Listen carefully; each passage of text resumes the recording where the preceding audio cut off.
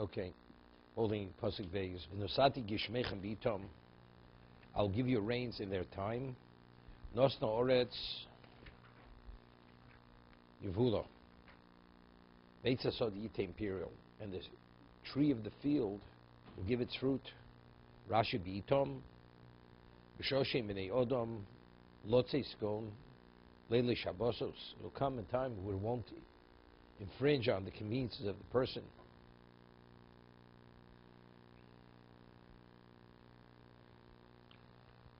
Eitza soder. Now, when we say Eitza soder, Heli lone srak, vasidun lasos peros. Meaning, initially, was there anything as a tree that was not fruit bearing? Was there such a thing as a non-fruit bearing tree? Every tree was fruit bearing. From here you see it as a result of Chet Adam Rishon, we have what we call Ine Srak. Now, it's interesting, the word masrek is a comb. Right, but masrek as a comb is spelled with a sin, but samach and sin are interchangeable. Right? Il ane srok, it's like srak, the tree has been like combed through. The fruit has been removed. Vasid lasos peros, it's a little difficult. Here we're talking about b'chusay telechu. Eitza sodi yipiro, it says, losid lovo, but it's unrelated b'chusay telechu. Right? That the land's going to give its bounty. Okay, that's now, right? What is Eitza Posodi Imperial?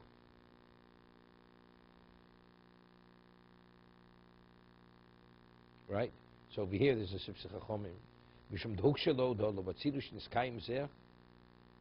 She'ilain Srak Nos Imperial. Mistamalo Hotze Kodesh Baruch Dvarvul Vatola. So how do we understand it?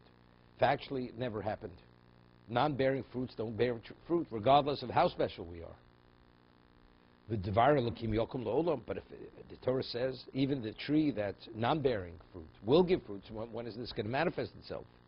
Even though that bracha we didn't merit in this existence, meaning when the coming Mashiach. But it's a dochik. Then it has no the whole discussion has no relevance here. Because here this is within the context of what it's not really answering the question.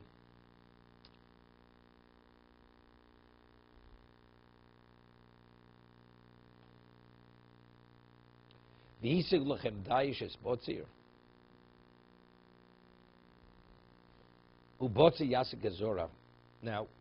you have seasons. You have threshing season, and then you have a picking season.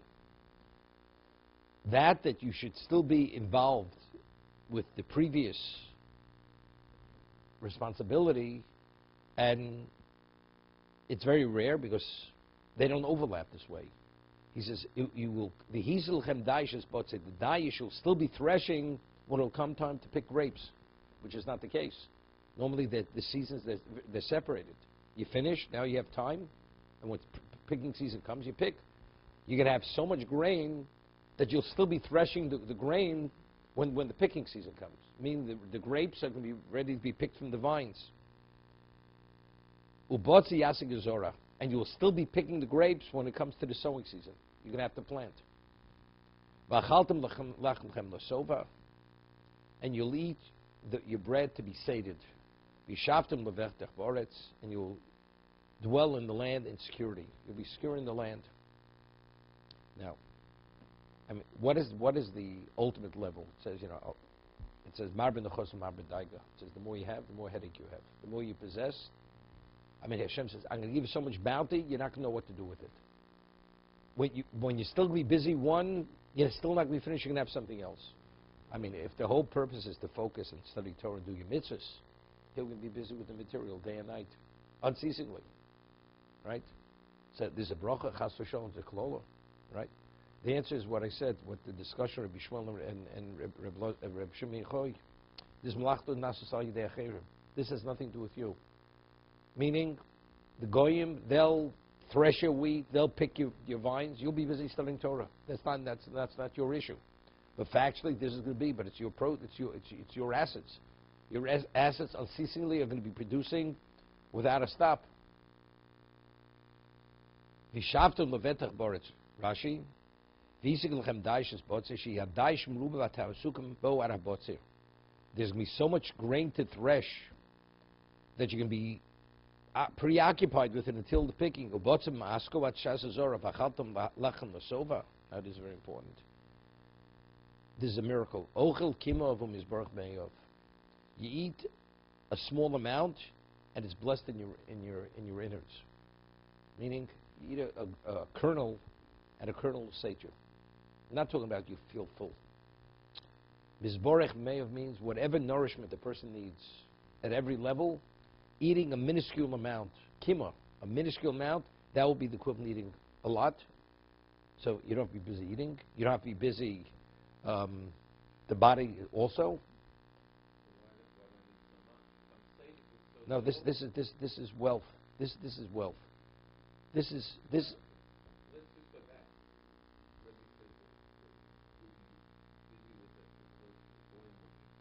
They'll be doing your bidding, your chores.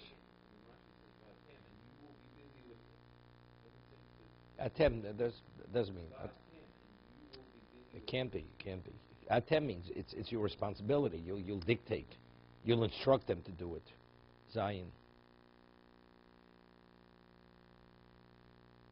Yep. It's a bracha. I mean, we find that in the desert, that the demon absorbed in the inner organs was a bracha. They'd have to be busy doing their bodily functions. Right? It's a bracha. So, Ohel Kim Misbarach Me'ov, what does that mean? So, in terms of the physical digestion, you don't have to be busy with this. I once went to this person, he was a Chinaman, MD, Chinese medicine. So he told me that in terms of diabetes, in terms of the pancreas produces the insulin to break down the food. He says because people eat too much. They eat too much and eat foods they shouldn't eat, the body's overworked. And because the body's overworked, that's the reason why the pancreas fails after a while. The body only has a capacity. If you overwork the body, the inner organs, they stop working, they stop functioning. So if you only have to digest and process something which is minuscule. So, you have plenty of reserve. You live healthy and you live long years, besides not being busy doing your bodily functions. It's interesting. I was just thinking, the Chovos HaLevavos says a human being has to do his bodily functions minimally once a day, besides urinating, all that. Kodesh Baruch Hu could have created a human being. You have to do your bodily functions once a year. You have to be busy with this. Once a month, once a week, every day, sometimes a number of times a day. Why? Because that's to humble the person. Who do you think you are? You see the animal? You know better than the animal. The animal's needs, that's your needs. It's something which tells you think you're so sophisticated, so this, better. There's not much of a difference. Besides the intellect, there's not much of a difference. Knowing that will humble you. Ochel kim misbarach b'me'ov. So how often does the person do his bodily functions? Right? He's eating a minuscule amount. So what if he do his bodily function once a week? Right? Once a week. And it's not because of constipation. Right? That's why. The answer is because we're talking about Ibchukosai Telechu. This person is attuned. He doesn't have to do it more than that. You understand? He's attuned because he's Bechukosai Telechu. So he has that level of clarity. He has the humility. And that's why Hashem is providing. Meaning you only get the package deal when you can deal with the package. If you can't deal with it, Hashem doesn't give it to you. Right? So that's Ochel Kim is Baruch Be'eov only because he's that special level.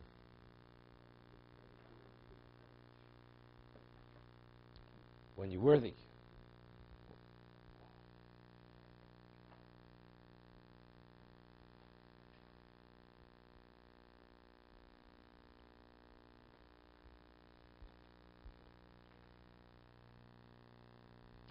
It's interesting.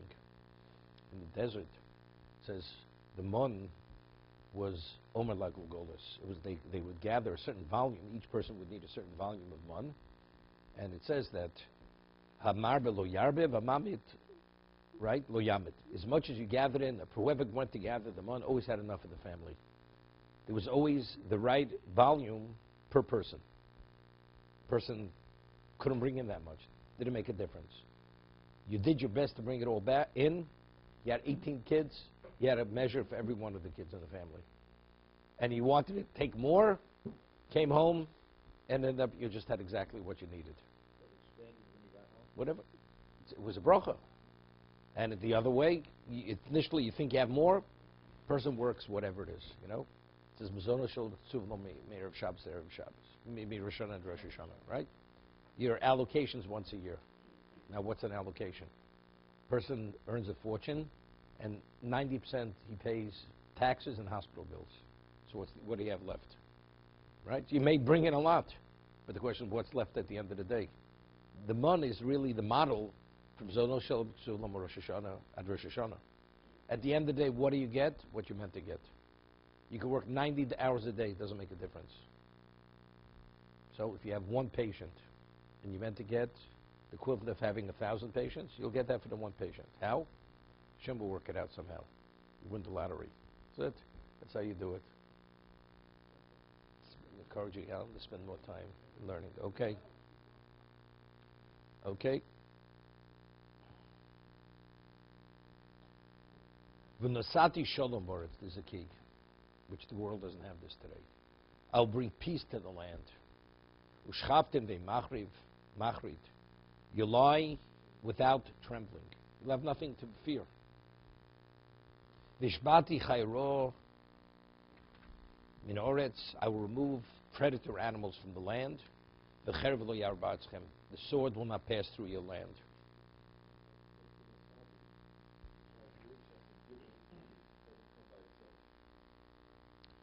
So we're talking about a person, you have wealth, you have bracha, but you have no peace.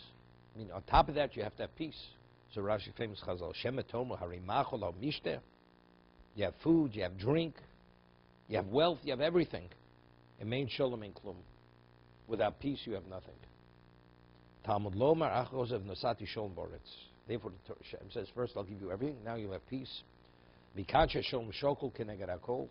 So we see, living in peace has greater value than everything combined. Hashem makes peace and He creates all. So peace is what is the equivalent of everything. Person lives in a $20 million house. His wife is this. She has jewelry. She has everything. There's no shalom bayis.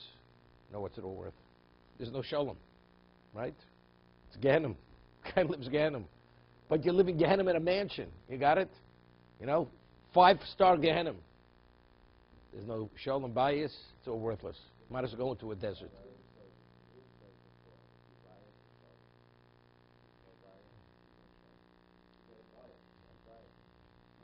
Yeah. They say Ochem Veik. Okay.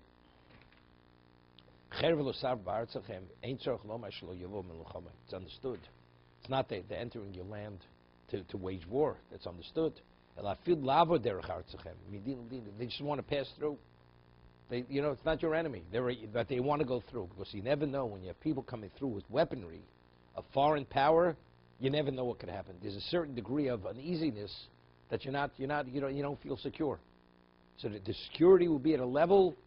The bracha to America was until after the war of 1812. I mean, once in the United States, there was never a foreign invasion. The mainland was never attacked. Until 9/11, the mainland was never attacked in the United States. You know what level of peace that is? America always felt, what in Pearl Harbor?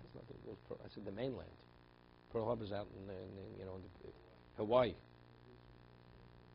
Okay, that's downtown Brooklyn.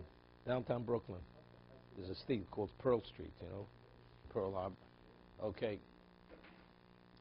So that means the level of peace the United States had.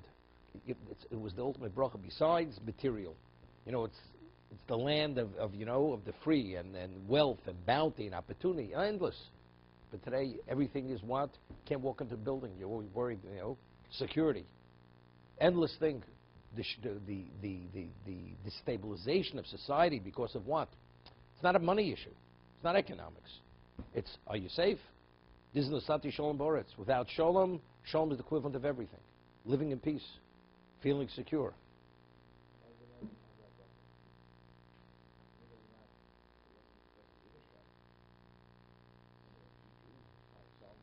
So why did the United States have such a bounty and such opportunity? Okay? This is the location. This is what Chaim Voloshin said. This is the last stop. This is the last stop before Mashiach. The United States, because he says, because there are endless neshamas that had to be gathered and develop here before Mashiach. He refers to it as Mitzotzei Kedusha. He always points out that the migrations of the Jews throughout history, there were times they went to a certain location. Once they passed through, they never went back there again. But they were there, and they could have been there for 1,000 years. Like Poland, Spain, the Far East, right? Shanghai, they were there. How many years were they there? Small community until the Mir Yeshiva came.